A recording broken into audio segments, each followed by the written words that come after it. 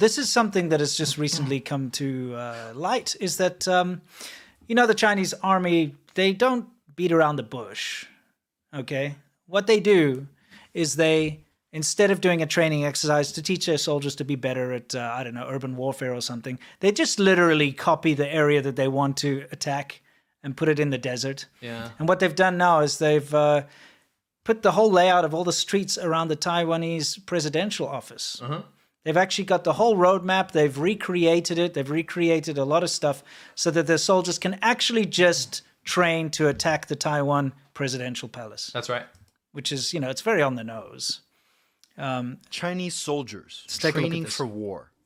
While exercises like these are a daily part of China's military training, this specific drill caught the eyes of many in Taiwan.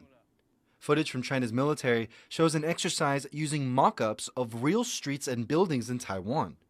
This one simulated an attack on a district next to the country's biggest airport. Mock-ups of Taiwan's presidential office have even been spotted being overrun by Chinese forces. 中共近年来的确是系统性的在增加这种实景跟实战化训练它的各式军种跟兵种，这都值得我们注意。同时采取更有系统性的反制方式。 China sees Taiwan as part of its territory and has long threatened to bring the country under its control with military force. But using mock-ups is not a new tactic. China has been using these fake targets to get their soldiers familiar with the battlefield for years.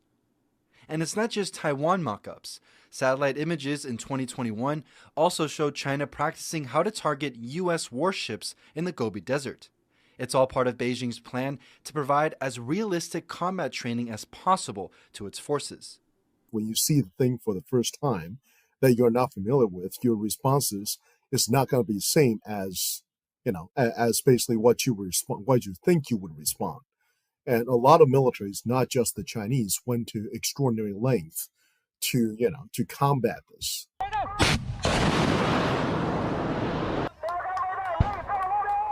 While for decades Taiwan has focused on coastal defense, analysts say little attention has been paid to other areas like urban warfare. They say that while the main focus for Taiwan's military has been keeping China from landing on its territory, there isn't much planning for what would happen if Chinese soldiers do make it onto the streets. It is definitely a warning sign that Taiwan would have to increase its training and how it aims to actually counter urban warfare. I don't think Taiwan, as a country, has actually thought about urban warfare seriously. Right? There's a lot that can be done to make basically the urban environment into a hellhole for the enemy. And frankly, that's not something that we've seen a lot of discussion. Using Taiwan-style mock-ups in China's military training serves a big operational purpose, but it's also meant to instill fear in Taiwan's population. While China is open about what it's targeting, it could give Taiwan an insight into what a conflict might look like. But Taiwan's toughest task is assuring its defense strategy prevents these images from becoming reality. John Su and Jaime Ocon for Taiwan Plus. I guess that was from Taiwan Plus, but it's not just that, right? It's not just the mock-ups of Taiwan invasion. Sure. By the way, that mock-up looked terrible. Obviously, it's a Chinese knockoff. It's It's true. not going to look good. One thing I got to say is, I think the Chinese PLA is going to get such a surprise when they go to attack an American aircraft carrier and realize you cannot walk on the water. They're going to be like, wait, I thought it was supposed to be sand. Exactly. Because they're building aircraft carriers. No, I mean, it's obviously for attacks, yeah. Yeah, U.S. Navy aircraft carriers. They're building them in the sand in Xinjiang for target practice. Yeah, I mean, obviously it's going to be for aerial Yeah, of bombing and course. stuff like that. That I get it. I'm just being facetious. But at the same time, it's just kind of hilarious. But you see this in China a lot. They put those straw men in Japanese uniforms to stab with bayonets and stuff. Yeah. It's like, it's just kind of tasteless. Kinda. Yeah, it's kind of tasteless. Yeah. Like no military in the world like is... a wine bottle. It does look like a wine bottle that's got a chip on the bottom. It does. Yeah, it does. The chip on his shoulder. Yeah, it does. The thing is, it's like, okay, you set up a target if you're doing military practice, but it's kind of in poor taste to sit, like, I don't know, put Xi Jinping or something and shoot him. You don't do that. You don't do that. You don't do that. You don't put like the Zhongnan Hai or something and create that and go and blow it up. It's just kind of childish. It's childish and petty. And it's obviously like a psyop, right? Yeah, It's like they want people to look and be like, yes, they're practicing for invading. So, the main topic of the show is that China's taking steps closer to World War III, and this is one of them, okay? What they're doing here, it's just showing malice and ill intent, you know? What's the next thing that we've got lined up here? Well, it's just showing the rest of this. So satellite images appear to show China's built mock-ups of the U.S. Navy aircraft carrier and destroyer in the northwestern desert, some which I believe are intended for target practice. I mean, of course they are. The independent U.S. Naval Institute said the mock-ups in the Taklamakan Desert were part of a new target range developed by the People's Liberation Army. So you can see this vast desert. This is where they had the Dakar rally, I believe, at one point. Or no, the Taklamakan rally. Wouldn't be the Dakar rally because Dakar's not in China. I get it, all right? I meant their version of it. Sure. Right, the Taklamakan rally. We actually knew people that participated. Yeah, exactly. I wonder if it was any good. Yeah. But here they've got it on like a railroad, so they can obviously move it and shoot at a moving target, you know? Yeah. I wonder if they have little boats with wheels on it that they can drive around in the sand like a dune buggy, or drive around next to it and be like, and then shoot from the boat. I think you should say a land speeder because it's way cooler. Yeah, well, they wouldn't do that. They would just take a boat and put wheels on it. Some people like Xingqiu Dajian. Yeah. The images captured by Colorado-based satellite imagery company Maxar Technology show the outlines of what appears to be a U.S. aircraft carrier and at least one destroyer sitting on a railway track. Again, they're going to be very disappointed when real war happens and the boats aren't on a train track. Yeah, exactly. And they can't drive next to it and shoot at it. Yeah. Yep. China's foreign ministry said it was unaware of the reports. Of course they do. China's upgraded its navy in recent years as tensions rise in the South China Sea, Taiwan, and military supremacy in the Indo-Pacific, which is going to be relevant in what we're talking about soon. I like how China just flat out denies everything when there's actual proof. Yes. Dude, I find the same thing when I release a video and I show actual video footage in my video from China in Chinese with Chinese writing on it, and they're like, that doesn't happen. Yes. This guy's biased, hates China. No, it's just truth. Deal with it. By the way, we have a new foreign ministry spokesperson over here. This is the new open hand boy. By the way, this is what the Chinese foreign ministers do, is because they, heard on the playground field that, like when you're pointing at someone, you've got three fingers pointing back at you, right? So like, we're going to game the system. We're just going to point all of our fingers. See? And they're using that playground tactic, right? Anyway, let's continue on. This is some nonsense, okay? So this is the new guy. I don't like him. I prefer, Zhao Lijian. I thought he was much cooler than this guy. Don't you? Cooler? Yeah, he was way cooler. In what way? Like the Kool-Aid guy bursting through a wall? No, I mean, he was like, obnoxious. He's more charismatic. In a horrible way. Yeah. This guy's more down to business. Yeah. Can we see what this guy says? It's very important. Yeah, sure. What does he say? He says, who is making repeated provocative gestures in the South China Sea issue? ? Who is violating the consensus of both parties on their own commitments? ? You. No, I'll show you who. Okay, all right. I'll ruin the joke. All right. Who is directing and acting on their own to exaggerate tension? Who is the one getting foreign forces involved?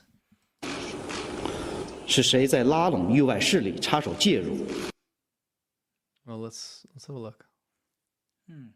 Oh, I guess it's China. Yikes. Okay, so we've talked about this before. This poor little Filipino boat.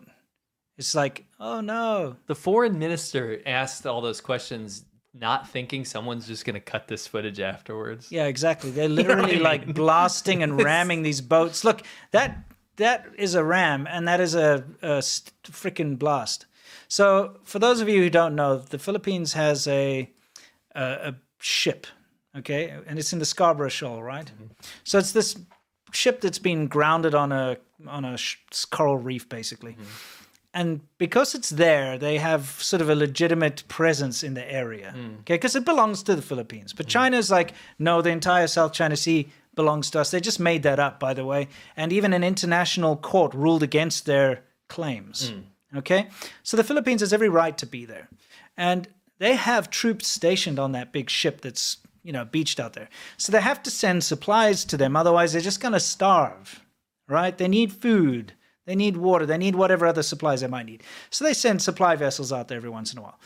China, rather than just, Just play the footage in the background. Yeah, rather than just blocking them maybe and saying like, no, you can't go there because we claim it, they actually just attack these boats now. So they ram them, they shoot them with water cannons, they do all this dastardly stuff, which, by the way, I think under most circumstances would be considered an act of war to attack another vessel with a cannon. Okay, it's a water cannon, but it's still a cannon. Yeah, I think that's like the highest threshold of not being an act of war. I mean, they literally are injuring and damaging. Yeah. They're injuring Filipino, Navy. They are and fishing vessels, destroying their property. Like this, and that's not okay. They're the ones provoking and raising tensions because they could just let that little boat go. The little boat that could. See that little ramshackle thing? It could have gone there, could have given them their food. All they want is their food, but no, China Coast Guard has to come around and really mess about. It's not fair. He's like China's funniest home videos over here. Yeah, it is. Let's spray them. That'll get them good. Yeah, exactly. We'll win the 10,000 RMB prize. Yep. But yeah, they're damaging these vessels, and sea bullies. They could potentially sink them too. Anyway, the reason why we added this to what China's doing to escalate World War III is this is what's ramping up tensions. Yes, and I would like to read the response from the Filipino president, Marcos. Yeah. Which is coming up here after we see this amazing footage of all these rams and these sprays. Yeah, ram sprays. Yep. A lot of ram sprays going on here. Mm-hmm. Yeah, I mean, they're very rude. They're really real rude. They're rude and they're rough and they're, taking the piss, really. I'll show you what's taking the piss, really. Mm-hmm. What's that? Is the claim, and I have to bring this up every time we talk about this kind of stuff. Mm-hmm. The claim that China makes over the South China Sea is just absurd. Yeah. And I have a map just to remind everyone coming up here. It's truly absurd. They're waving the white flag. Yeah, they're like, can we give up? Yeah. This is absurd. Like, look at China's up here, all the way at the top, right? Yes. See that line, that 9-dash line? Mm-hmm. That's what they claim. That's around all of Vietnam, up to their coast, Malaysia, Philippines, encircling Taiwan. Yes. A sovereign country, right? Mm-hmm. And then all of those red triangles are already military bases and artificial islands used for military purposes after they said they wouldn't do that. Remember they said we won't militarize the South China Sea. What did they do? They built the artificial islands and they militarized them straight away. Look at this. And the yellow is international waters, which they claim. Yes. It's all the way up on Philippines coast. Look at the right side of this photo. Yeah. That's the Philippine coast. It's crazy. They claim everything. Yep. It's really intense. And the fact that people just kind of let them get away with it. Again, everything that the Chinese government has said has been a lie. Yeah. They said with their agreement with Hong Kong that they would leave it alone for 50 years and it would be a one country, two systems. No, they didn't leave it alone. Look at what happened to it now. It is now just part of China. They've messed with the government. They've put in these national security laws so people can't talk, have freedom of speech anymore. They messed with that. So they broke that. They broke that promise. They again said they weren't going to militarize the South China Sea. What did they do? Militarize the South China Sea. What did they say? They said that they would reduce pollution and whatnot. Nope, they didn't do that at all. They said they would crack down on illegal counterfeiting and things like that. Nope, they didn't do that at all. I mean, look, they just released that take-and copy, and it's being applauded and lauded. Everything they say has been a lie. There's not one thing that China has actually said, the government, that they've actually, to the international community, that they've stuck to. No. Not one thing. So you can look through it historically. Nothing positive. Yeah, exactly. Go look. If you look through all these big commitments that the Chinese government has promised to make, transparency, this and that, and the next thing, it's all nonsense. Yep. Anyway, so you've got this quote from Marcos. Marcos. His name is Bong Bong. No, it's President Ferdinand Marcos Jr. His nickname is Marcos Bong Bong. Okay. Anyway, it says, over the succeeding weeks, there shall be implemented by the relevant national government agencies and instrumentalities a response and countermeasure package that is proportionate, deliberate, and reasonable in the face of an open, unabating, and illegal, coercive, aggressive, and dangerous attacks by the agents of China Coast Guard and the Chinese Maritime Militia. Thank you very much. Yep. I'm going to do an update on the Philippines at some point, update video, because Marcos has turned out to be a fantastic leader in the face of Chinese aggression. Yeah. Which a lot of the Philippine public didn't believe would happen. So it's been a great kind of like, I'm happy to be wrong. You know what I mean? It's been fantastic, and he's been unabashedly strong against China's face of aggression, which has been great. And I think we can all see not only from the footage, but just you can look it up. You don't have the Filipino Coast Guard or fishermen firing water cannons at Chinese vessels. It's a one-way a one-way aggression. Yeah. It's only the Chinese Coast Guard and the Chinese Maritime Militia on the coast of the Philippines. Yes, right on the coast, attacking fishing boats and attacking supply vessels and things. It's a one-way aggression. And then this again is another reason why China's pushing closer and closer to World War III, because you know what's going to happen is if things do kick off, and Bong Bong over here, just such a weird name, but anyway, if Bong Bong, must be great at a party, decides that he's really going to go forward, he's going to call in the U.S. allies to help. We have a defense pact. You have a defense pact. That potentially could kick off World War III. So we're looking at Taiwan or this. Taiwan, where they're mocking up, storming the presidential palace and shooting mock-up bits and pieces of Taiwan. And then we've got this, where they're aggressively attacking the Philippines all the time on the water. Both of these are very, very close. And of course, we got that big hack thing they've been doing. China is officially trying to instigate U.S. allies in the Pacific. Yes, they're trying to kick off World War III. It's their fault. Within their own schematic of how they think it'll go. Yeah, it's their fault. They're antagonizing. It doesn't need to be this way. No. No, it's really, really, really serious, because this is like, amongst all that speculation about is President Marcos going to take China's side or is he going to take the U.S. side? There was all that speculation. Philippines was up in arms about it, right? This has pushed it so far in the favor of U.S.-Philippines allyship that it's not even funny. Yeah. Everyone in the Pacific that has their head on their shoulders at this point is siding with America right now because of how insane and unhinged China has become. Yeah, they're just bullies. Unpredictable bullies. Yeah. It's crazy. It's insane. I mean, remember when they fired all the missiles into the sea in Operation Fish Kill over and over? Yeah. They're sending like spy balloons just to fly around all over the world. So come on, guys, chill out a little bit. The true hacking the infrastructure in America so that they can disrupt power that's my and video. water. We were going to cover it here, but I covered it very thoroughly. But if you want to know about how China was living in America's infrastructure through hacking dissidents and politicians and infrastructure and 40 million voter records of British citizens and how they got caught, then go check out Lao 86. Absolutely. Yeah, your latest video. It's a good one. Anyway.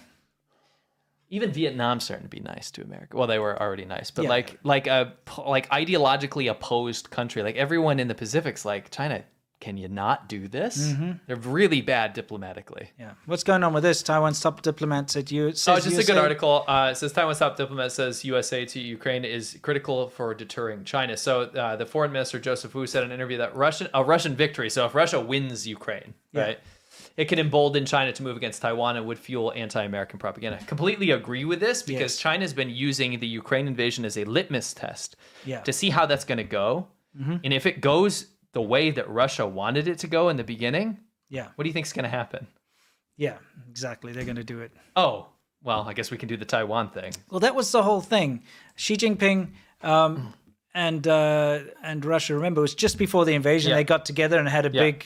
like extend our friendship forever type thing. Yes.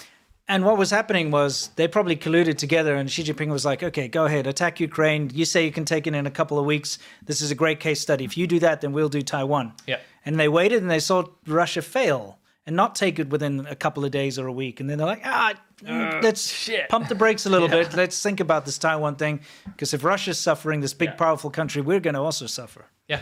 It's a huge litmus test. Yeah. And the Taiwan foreign ministry is absolutely correct. Yeah. I mean, Taiwan has its own intelligence, right? They're watching, they know what China's trying to do here. Yeah. Right? Yeah. They know what they're watching. They know China better than anyone. Yeah.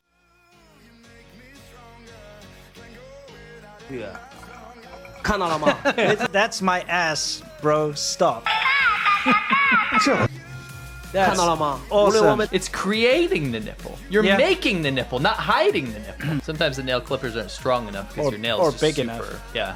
Ah, yeah, that works. 这款屏幕呢， That's 我在 epic. 看 That's amazing. Yeah, it's looking pretty good.